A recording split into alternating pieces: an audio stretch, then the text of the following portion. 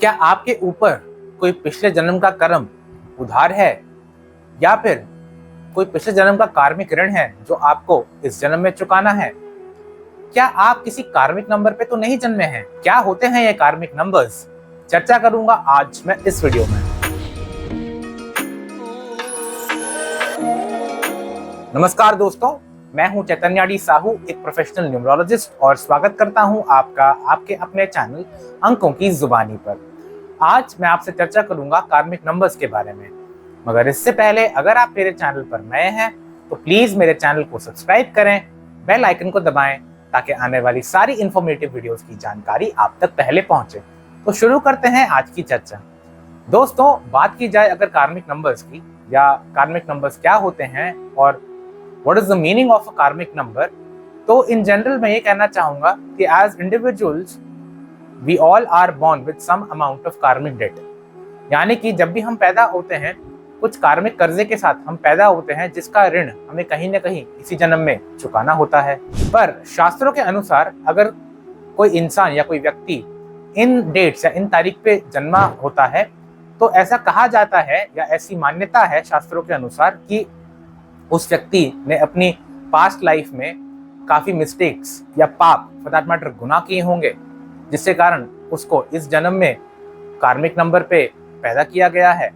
In other words, according to the shastras, if a person is born on these specific dates, it is a clear indication that in his or her past life, that person must have committed a lot of mistakes, sins, or that matter heinous crimes, due to which he is carrying forward his past karmas into his present life. बहरहाल अगर बात की जाए कार्मिक numbers की, तो अगर कोई व्यक्ति किसी भी महीने की 13, 14, 16 और 19 तारीख को पैदा हुआ है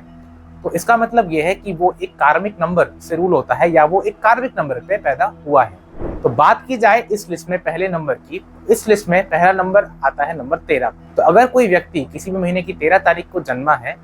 तो आप ये मान के चलिए कि उस व्यक्ति या उस इंसान की लाइफ में स्ट्रगल एलिमेंट कहीं ना कहीं रहता ही है। हालांकि वो अपनी लाइफ में सक्सेस को अचीव करता है both personally and professionally, but struggle जो है उसकी लाइफ से इरेज नहीं हो सकती, बट हाँ कम जरूर हो सकती है। शास्त्रों के अनुसार कोई भी व्यक्ति जो 13 तारीख को पैदा हुआ है, ऐसी मान्यता है कि उस व्यक्ति ने अपने पिछले लाइफ में अपनी पावर का मिसयूज किया हो सकता है, जैसे कि उसने गुंडागर्दी करी होगी, उसने लोगों से रिश्वत ली होगी,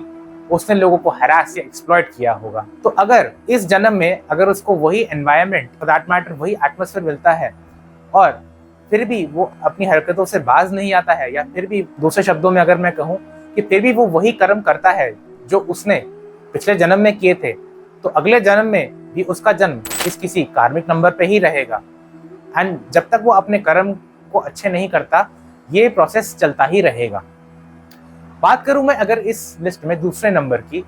तो यानी कि अगर कोई व्यक्ति किसी भी महीने की 14 तारीख को जन्मा है, तो अगर कोई व्यक्ति किसी भी महीने की 14 तारीख को जन्मा है तो शास्त्रों के अनुसार it indicates it is an abuse of freedom. यानी कि ऐसे व्यक्ति या ऐसे इंसान ने अपनी फ्रीडम का मिसयूज किया है या फिर नाजायज फायदा उठाया है। फॉर एग्जाम्पल, पिछले जन्म में वो व्यक्ति जो है किसी राजा का मंत्री रहा होगा, या फॉर दैट मैटर वो ट्रेजरर या खजांची रहा होगा, या हो सकता है उसने अपनी पास्ट लाइफ में बैंकिंग सेक्टर में काम किया होगा किसी ऊंचे पोस्ट पे, एंड हो सकता है उसने कोई हेरा फेरी या स्कैम किया होगा एज अ ट्रेजरर या खजांची, उसने अकाउंट्स में कुछ घोटाला किया होगा। तो अगर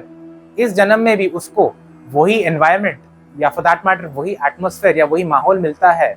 और तब भी वो अपने पुराने कर्मास को ही कंटिन्यू करता है और अपने कर्मास इंप्रूव नहीं करता, या फॉर दैट मैटर अच्छे कर्म नहीं करता है, तो अगले जन्म में वो इसी ऋण के साथ पैदा होगा, और जब तक वो इस ऋण को ना चुकाए तब तक उसका किसी भी कार्मिक नंबर में जन्म होता रहेगा। बात करूं अगर मैं इस लिस्ट में तीसरे नंबर की, तो अगर कोई व्यक्ति किसी भी महीने की 16 तारीख को जन्मा है तो according to the shastras it indicates that it is a abuse of love. यानी कि ऐसा कोई व्यक्ति जो किसी भी महीने की 16 तारीख को जन्मा है, उसने प्यार में किसी को धोखा दिया हो सकता है। फॉर एग्जाम्पल, पिछले जन्म में ऐसे व्यक्ति ने मल्टीपल अफेयर्स करे होंगे, उसने शादी करी होगी बट एक्स्ट्रा मैरिटल अफेयर्स रहे होंगे, और इन other words for that matter उसने मल्टीपल अफेयर्स या किसी के साथ रोमांटिक रिलेशनशिप में आया होगा एंड उस दरमियान उसने जिस पर्सन के साथ वो रिलेशनशिप में आया है उसने उसको छोड़ दिया होगा। तो that means it's a clear indication of misuse of love. तो अगर कोई व्यक्ति इस जन्म में अगर 16 तारीख को जन्मा है एंड इफ ही और she gets the same atmosphere और एनवायरनमेंट एंड वो अपने कर्मा को अच्छे नहीं करता है तो अगले जन्म में भी उसका वही हाल होगा। एंड जब तक वो अपने कर्मास को अच्छा नहीं करता है तब तक this process will keep on repeating. अब बात करूं इस लिस्ट में आखिरी नंबर की, तो वो है नंबर 19।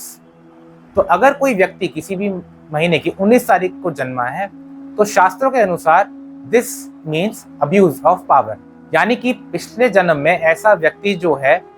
उसके पास अथॉरिटी थी, यानी कि फॉर एग्जाम्पल अगर वो राजा रहा होगा, चीफ मिनिस्टर रहा होगा या फॉर दैट मैटर एमएलए रहा होगा और उसने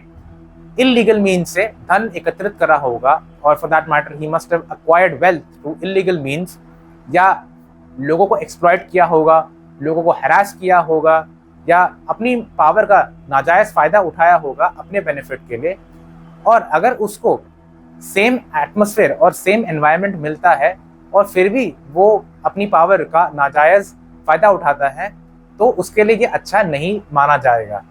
उसको अगले जन्म में फिर इसी कार्मिक नंबर पर जन्म लेना पड़ेगा जब तक वो इस ऋण को नहीं चुकाता है, और फॉर दैट मैटर जब तक ये अपने कर्म अच्छे नहीं करता है तब तक उसको उसी नंबर या उसी कार्मिक नंबर पर जन्म लेना पड़ेगा। अब आपके मन में ये सवाल आ रहा होगा कि आप भी किसी कार्मिक नंबर पर पैदा हो चुके होंगे, तो क्या इसका इम्पैक्ट आपकी लाइफ पर हमेशा रहेगा कि आप भी इन किसी कार्मिक नंबर्स की लिस्ट में पैदा हुए होंगे? तो इसका नेगेटिव इम्पैक्ट क्या आपकी लाइफ में हमेशा रहेगा? क्या इसका कोई उपाय नहीं है? दोस्तों, to be very honest with you, अगर आप किसी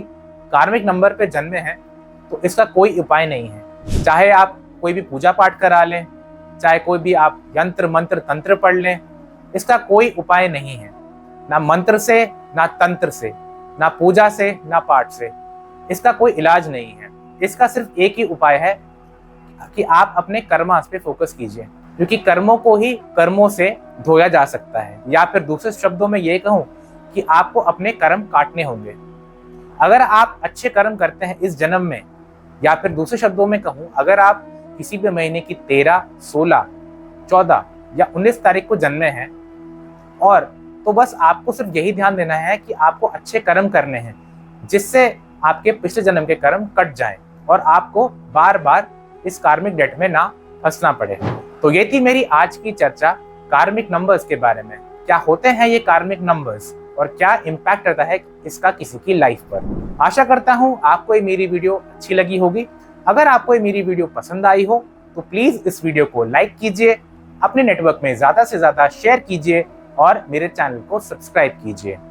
मिलता हूँ आपसे अगली वीडियो में, तब तक के लिए thank you and God bless you all.